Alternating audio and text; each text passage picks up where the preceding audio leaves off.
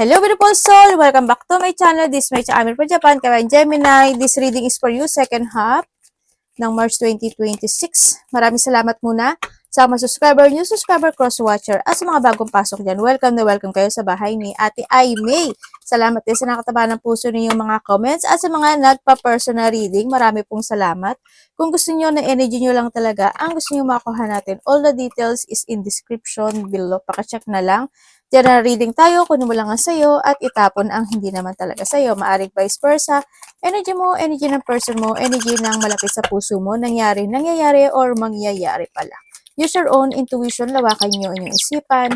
Ano man ang gender mo, ano man ang edad mo, wala sa baraha ang kapalaran ng tao, kayo pa rin ang makapagpapabago nito. Gawin yung guide, yung mga warning na pwedeng lumabas, hindi yung negative. It's a warning para magkaroon kayo ng mga idea, ganyan. Tandaan nyo palagi na hindi nyo kailangan mag-resonate sa ating reading. Kailangan nyo dito is magkaroon kayo ng idea, awareness, action, mga pwedeng maiwasan at iba pa. This is an energy reading. Hindi ko binanggit ang pangalan mo, no pointed name, energy reading tayo. Okay? Gemini, meron kang successful situation, no? Magkakaroon o makakaramdam ka ng mga peaceful and harmonious situation into your life. May mga abundance at saka merong mga kasaganaan o kasiyahan na magaganap o mangyayari sa'yo. At dito rin yung point na there's a recovery situation, ano? May mga recovery situation into your life. Pwedeng sa family mo, pwedeng sa sarili mo, pwedeng sa mga connection mo, ganyan. May mga recovery situation ako na nakikita sa iba sa inyo. Andito din yung compliment from an admirer. Yan. Congrats, ano, kung sino man ito, karelasyon mo, or a person who's connected sa'yo. Yan. And then, syempre, meron tayong golden egg. Success assured with good plan and hard work. May mga situation na parang either this is a plano, may mga plano o nililimliman o ginagawa, isinasaayos na isang bagay, isang sitwasyon into your life. At sinasabi naman dito na give your effort and hard work and make a plan. Magsasucess talaga siya. Sa relasyon man yan, sa sarili, sa trabaho, sa pera, kung saan aspeto ng buhay mo yan. And syempre, iba sa inyo is, may buntis ba? Ikaw or someone who's connected sa iyo, yan, maaring may buntis, mabubuntis, or mga nganak. Tandaan mo palagi na nasa iyo ang key. Ibig sabihin, ikaw kaya mong baguhin ang buhay mo, ang destiny mo, kaya mong magkaroon ng luck sa sarili mo kasi nasa iyo ang susi at binibigay sa iyo yung susi. Successful outcome to your problem is in yours. Okay? Nasa sayo daw ito. And March, paring March, March ngayon, di ba? March is, maring may mga, March, kakilala ka na March ang birthday.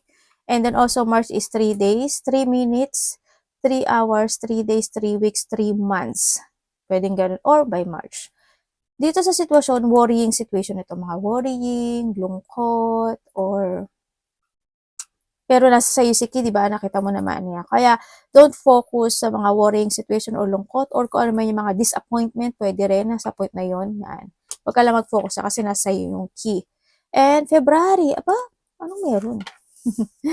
Okay, nandun yung point na February, same, kasi baka may kakilala ka na February ang birthday, o kaya naman is iba sa inyo, there's an unexpected situation. Also, February kasi is the 2 minutes, 2 hours, 2 days, 2 weeks, 2 months. Nakaraan na o mangyari pa lang sa iba sa inyo. O by next year, maybe, ano. And then, mga unexpected situation, kung titignan mo siya, di ba? Unexpected situation. Siguro may mga nangyaring unexpected na kalungkutan, disappointment, mga intense, emotional pain, pwedeng nahado sa point na yun. May mga painful situation, kumbaga emotional pain, pwedeng may mga nangyari ganun situation. These are unexpected to. Ingat na lang kayo, no, kasi dito pag pinagsama niya, medyo hindi rin kasi siya maganda sa nakikita ko dito, no. May mga kalungkutan na hindi inaasahan, mga biglaan talaga to. And we have the Lion, related ka ba kay Leo? And also, this is time to act. Kung may mga bagay o sitwasyon na ganitong nararamdaman or mararamdaman kayo, this is time to act to success into your life, no? Yan. Sa iba naman sa inyo is yung mga action or movement kayo na gagawin this second half. Yan.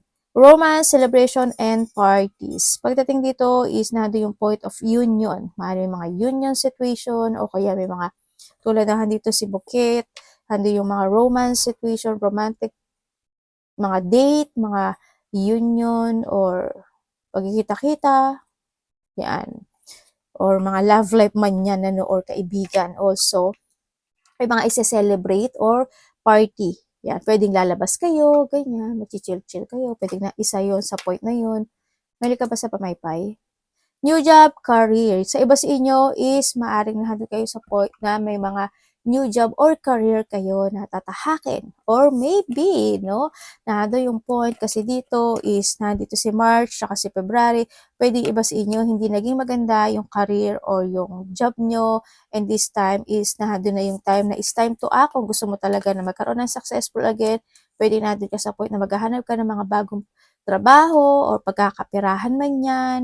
May trabaho ka na, baka gusto pa gusto pa ng pagkaperahan or may mga susubukan kang bagong sitwasyon sa buhay mo, no? Oy, sabi ko sa'yo, may buntis eh.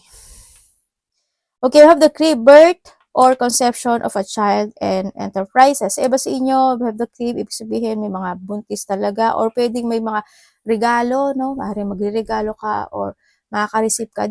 Iba naman dito kasi have the pin and the crib kasi is idea. No, maaaring magkakaroon ka ng mga idea, situation, mga bagong idea, bagong trabaho, bagong business, entrepreneur, or mga bagong conception kung saang aspeto ng buhay mo yan. Yun na nakikita ko sa iyo dito. Or maybe is, sa iba sa inyo is mga bagong makikilalang tao or new romance in life, no? Or new career. Sa iba sa inyo. Yan. O kaya iba dito is entrepreneurs, enterprises. Siguro ano to, mga paghahaba or pwedeng nag-iisip ka na gusto mo na mag-business, gusto mo na pasukin itong bagay na to, itong sitwasyon na to, mga online, pwedeng na doon sa point na yun, or kung ano mga gusto mong pasukin this time, ano. Kung gusto mo daw yun, at wag ka lang daw mag-negative thinking, kasi this is a time to act, gawin mo. Kasi why? Kasi magsasucess naman siya. No? Kung gusto mo mag-apply ng bagong trabaho, yes, magsasucess siya, matatanggap ka. Ang kailangan lang dito, wag kang mag-doubt, no?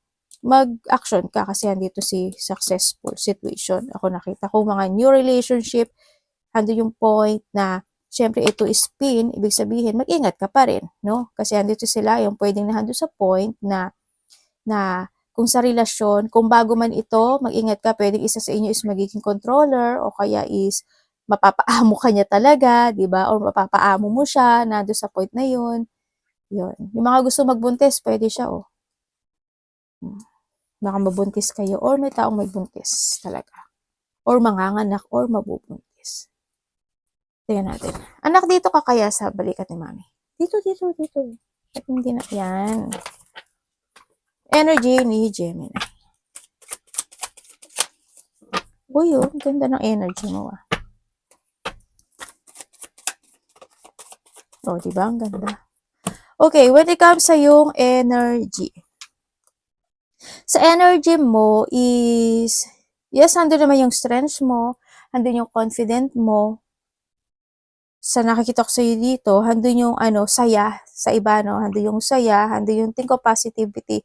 Yun nga lang, hindi ko alam kung ikaw ito. Sana hindi ikaw, no? Yan. Baka may mga time na magsisinungaling ka.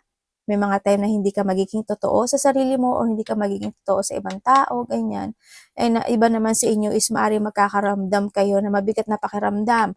Pwede magkakaroon kayo ng lagnat, sipon, ubo, masakit ang throat, lalamunan, mga may tonsil, mga ganun. O kaya minsan maaring manakit yung tiyan mo, bandang tiyan mo, yan, may mga pananakit, no, sa nakikita ko dito. Kailangan mo lang din talaga ng self-care sa iba sa inyo. Or pwede rin na doon sa point na may mga sitwasyon na makokontrol ka. Ganyan. Dito sa iba sa inyo, siguro magkakaroon kayo ng mga denying situation. Pwede may mga i-deny kayo sa ibang tao, o i-deny nyo sa sarili nyo na parang hindi nyo matanggap, mga ganun sitwasyon. Ano ang parating? Pero happy yung nakita ko. Maaari magkakaroon ng mga celebration, union. Yan, may mga goals ka na pwede mo makamit. Ganyan, may mga successful. Pero may mga gusto ka pang gawin eh. Kaso hindi ka daw makapag-desisyon dito. Yung may taong matigas ang ulo. No? Matigas ba ulo mo? Kaya dito may taong matigas ang ulo para hindi siya nakikinig. Anak, dito ka muna. At paano mag-aano si mami? O naisang mo?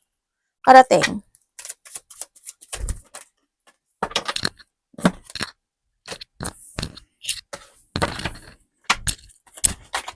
Anak ko sa mic. Parating.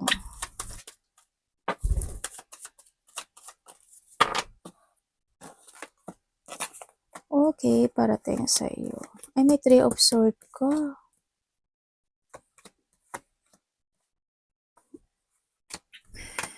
Okay, parating sa iyo. Magkakaroon ka ng communication sa taong dati mo nang kakilala. Pwedeng dating karelasyon, dating kaibigan, nagkaroon ka ng connection nito. Maaari magkakaroon muli ng communication, sa nakikita ko dito. And also is, or union man yan. Also, parating sa iyo, magkakaroon ka daw ng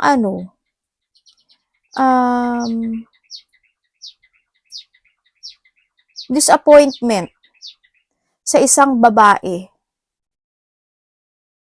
Yan, either magkakaroon kayo ng conflict, disappointment, may mga intense, pwedeng ganon, o kaya, babae man yan, lalaki, kasi iba-iba naman kayo, yan. O kaya nahando yung point, mga madidepress ka sa kanya, o kaya hindi lang kayo magkakaintindihan, mga ganyan. Yan, magkakaroon ng mga hindi pagkakaunawaan sa iba. No, unexpected, ganyan. Pwedeng maiirita ka lang, ganyan.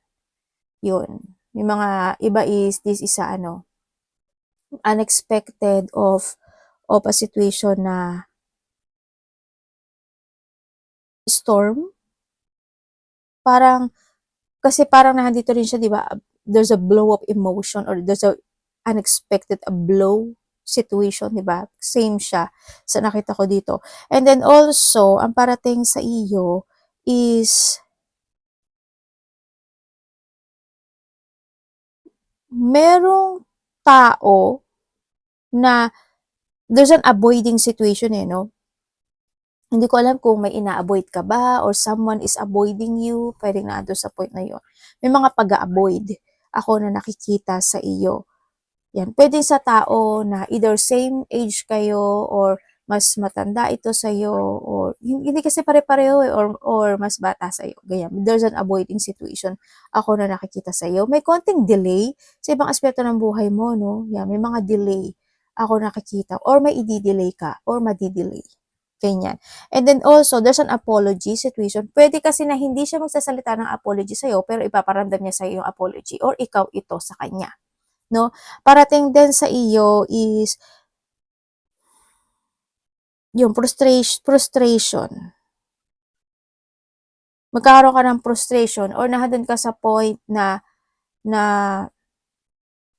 mafe-feeling trap or mafe-feeling stuck ka sa isang sitwasyon mo sa buhay mo. Sa iba naman sa inyo is caught in the middle situation ka. Sa iba ganon. Paano ba caught of the middle? Halimbawa, may nag-aaway, 'di ba? Pareho mo silang kaibigan. Tapos kumbaga gusto mo silang pagbatiin, parang na-caught in the middle ka, mga ganon. Parang hindi mo alam, ayaw mo kumampi kung sino yung tama o mali. Kaya yun, isa yun sa caught of a middle situation. Kahit saan. O kaya halimbawa, kung sa aspeto ng buhay mo yan, no? Yan, magka-caught on the middle situation kasi may mga frustration, magkakaroon ng mga feeling trap, or sa iba dito is confusion ito, yung mga pagkalito sitwasyon.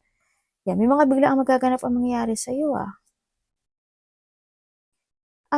may biglaang may mga biglaan kang gagawing bago or there's a new beginning happen into your life. Siguro may mga siya. Sa iba actions or may mga begin of a project, parang something like there's a project situation. Hindi ko alam in what way yung project mo. Siguro sa iba dito siguro magiging very adventurous ka lang, or yung ibang project nyo is meron kang sitwasyon sa buhay mo na babalikan mo. May ganun. Depende kasi siya, no? Iba-iba.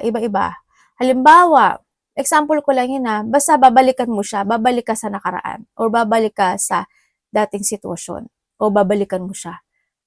Pwede ko siyang i-example, halimbawa, lumipat ka ng bahay, o nasa ibang lugar ka, tapos may isa pang bahay na kung sino man yan. Halimbawa, hindi kayo nakikita, no? Hindi ka na nagpupunta, babalik ka doon. Or maybe sa dati mong trabaho, or someone who's connected sa iyo, ganyan. O kayo, anumang ginagawa mo, no, na babalikan mo siya. Kung ano man yun. Or may tao na babalik sa dating sitwasyon. May pagbabalik sa nakaraan. Dapat iwasan.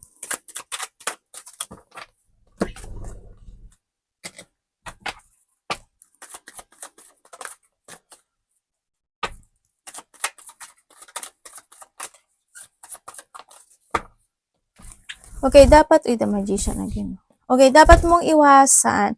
Siyempre, iwasan mo is yung hindi ka magkaroon ng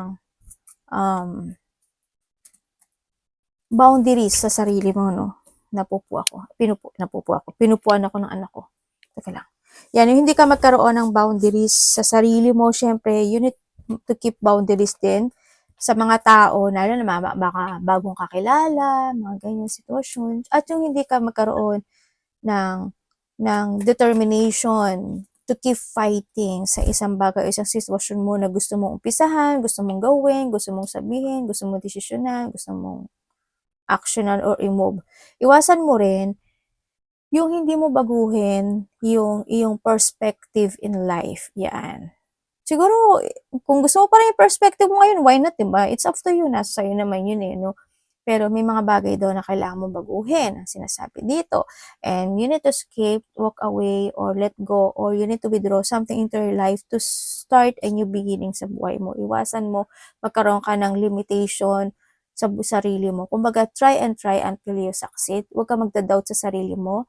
And syempre, don't manipulate kung sino man yan at kung ano man yan at anong sitwasyon man yan. Huwag ka mag-manipulate, or kung may mga tao na manipulative at now over, siguro no, or kaya wag ka lang na di makasawsaw, ganyan.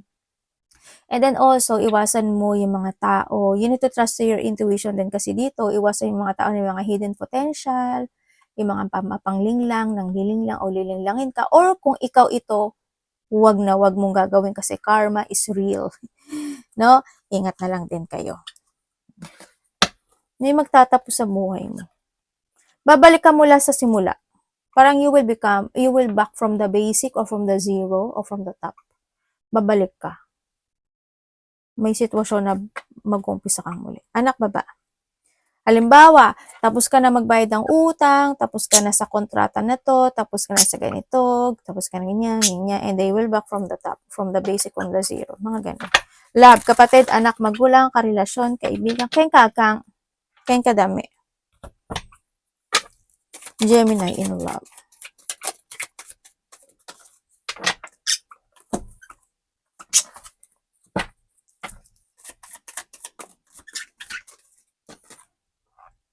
Okay, kung ikaw is single. Kung ikaw is single, magkakaroon ka naman ng choices, 1 hanggang 2 sa iba sa inyo, or pwedeng iba sa inyo is more than, no? Ako nakikita dito. Pwedeng ito is kilala mo na siya, either matagal mo na siya kilala, or kasama mo siya sa trabaho, or nakakausap mo na to. Ate, ano yung ano niya? Ingat ka na lang din muna sa kanya. Or merong tao dito na yung iba dito, kilala mo na siya. Kilala mo na siya, at magkikita muli kayo. So, iba na sa inyo is, meron kang hindi nakikita na may taong may sikretong nararamdaman sa iyo. Yan. Or maybe this is you. Sa mga nakahiwalay naman dyan, ang nakikita ko sa iyo dito, oo, nagkaroon ng paghihiwalay talaga. Maaring, kasi nagkaroon ng mga panglilinglang o hindi naging makatotohanan yung relationship, hindi naman talaga naging matatag yung relationship na ito sa nakita ko dito. Yan, naging magulo yung relasyon na ito. Pwedeng napasok ka sa option o yun na doon na point na walang kasiguraduhan kung ano talaga nararamdaman niya sa'yo. At minahal ba niya ako? Hindi ko nakitang minahal kay niya or vice versa tayo, no? Kasi dito is they pretending. Yung nakikita ko dito, nagpretend siya. Dito, ang titingnan ko lang dito, parang a person na parang gusto niya lang ng kasama, gusto niya lang ng person na who can lean on, gusto niya lang nakausap, nandun sa point na yon. Pero kung sabi mo sa akin na love, no, hindi siya love sa nakita ko dito. Yun. Kung ando siya sa point or vice versa, ando siya sa point na kung ano yung ipapakita mo, yun lang hindi ipapakita niya. Pero kung ano yung may mga bagay kasi na maaaring hindi niya rin sinasabi sa'yo or ikaw hindi niya or siya hindi niya sinasabi sa'yo, ganyan. May mga ganun. Kumbaga nagkaroon ng mga choices in life. Pwedeng bilak mo siya o bilak ka na niya or talaga hindi na kayo nag-uusap nitong tao na to, no? Yun ang nakikita ko dito sa'yo. Pero syempre, nandun pa rin yung point na they want to start a new horizon pagdating sa'yo kasi gusto pa rin naman niya ng getting together. Pwedeng nagte-text kayo nitong dalawa or hihingi siya ng apology or ikaw ito or magkakaroon uli ng communication sa iba sa inyo. Yun na nakikita ko. Kung kayo naman is in relationship ng tao na ito, same lang din no? Same lang din. Pwedeng nandun yung pagiging moody ng relasyon na ito. Kung wala kayong third party, isa sa inyo matampuhin, isa sa inyo over-emotional, isa sa inyo is medyo exaggerated, ganyan. Isa sa inyo, overactive. Pero, ate, mahal ba niya ako? Pero sabi naman niya dito, you are part of my family. You are part of me. Pero, is hindi ko alam kasi if there's may siya, may konting pagpapanggap at pagsisinungaling, ang isa sa inyo. Pwedeng tanggap siya ng pamilya mo or tanggap ka ng pamilya niya, pwedeng nandun sa point na yun kasi we have the family rin sa nakita ko dito. Pero isa sa inyo, hindi talaga yun ang totoong niya nararamdaman. Hindi yun. Hindi totoo yung kanyang nararamdaman sa iyo. Or pwedeng itong tao talaga nagpe-pretend lang din siya. Or pwede kung matagal na kayo, di ba? Andun na lang siguro yung kapalagayan ng loob kung matagal na rin naman kayo. Andun na lang yung nag-uusap, ganyan-ganyan. Pero wala na yung feelings. Kung may anak kayo, kung matagal na talaga kayo, nandun na lang, yun na lang yun. Hindi na yung tulad ng dati. Yun, maaari din na doon sa point kasi na iba na may mga lamat pagdating sa relationship. Siguro may mga time na hindi kayo nagkakasundo, nag-aaway kayo, mga ganyan. Sana kapit lang, kumapit lang kayo. Pero dito kasi, siguro isa yun sa nakapagpapa-change ng emotion ng isa sa inyo. Yung palagi kayong nagkakaroon ng mga hidwaan o hindi pagkakaintindihan, syempre. Kung may third party, oo, kasi you are one of the option pagdating sa sitwasyon, no? Yung iba dito narcissist to, no? Kasi may nakita akong narcissist person. Yun. Yan. Ang nakikita ko dito is, yes, may third party. Pwede rin kasi, when it comes to a third party is, meron siyang gustong balikan sa nakaraan. Pwedeng nandun sa point na yun. Or, nandun yung point sa iba sa inyo is may mga hindi niya talaga sinasabi sa'yo. Nandun yung options in life. Yun, anak. Vice versa. Tingnan natin. Ang iyong money. Anak, gumain yung buntot mo. Dito ka nga, anak. Dito. Hindi ako kasi nasa braso ko sila. Money ni Gemini. Money ni Gemini. Ay, ano yan? Bakit Three of Swords?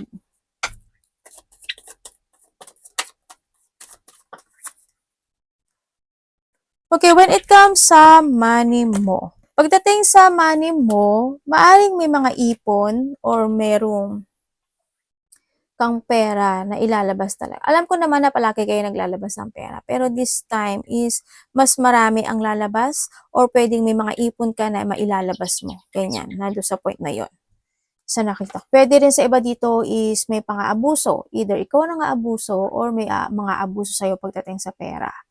Yon. Pagdating rin sa pera mo, mag-ingat ka na lang dito kasi why? Iba sa inyo maaari nagkakaroon o magkakaroon kayo ng mga unexpected depression, unexpected loss of money, may taong disloyal, ganyan. There's a negativity kasi ako nakikita dito. You need to protect your money, ano? Yan, kahit nandun na yung point na may struggle kasi pagdating sa money. Ingat na lang din kayo, no? I-reverse mo siya sa nakikita ko sa'yo dito. Kaya baka may mga unexpected situation ka na maghanap. Maging matalino ka pagdating sa money mo. Yun ang nakikita ko sa ito. Pwede rin na kung trabaho ito, siguro nando yung point na tapos na yung kontrata mo, ganyan, uuwi ka na. Siyempre, nakikita ko na parang maglo-loss talaga siya kasi syempre pag umuwi ka na, mas maraming lalabas than sa pumasok kasi magbibigin ka na naman, di ba?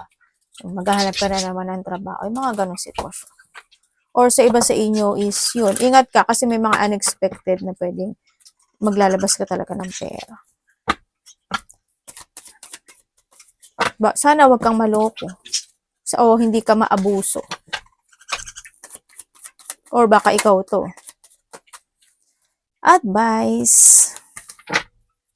Okay, when it comes sa advice, focus ka lang daw. You need to focus sa mga pangarap mo sa buhay mo, no?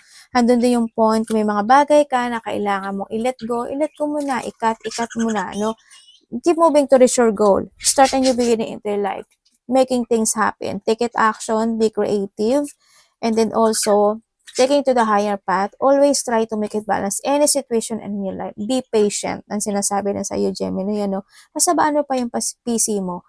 And then also, you need to see the fact of the situation. Ano yung advantage and disadvantage? Tama ba to o mali ba ito? Makakasakit ba ito o hindi? Yun. You need to see the fact of the situation before ka mag-action, mag-movement, magsalita, gumawa, ganyan. No?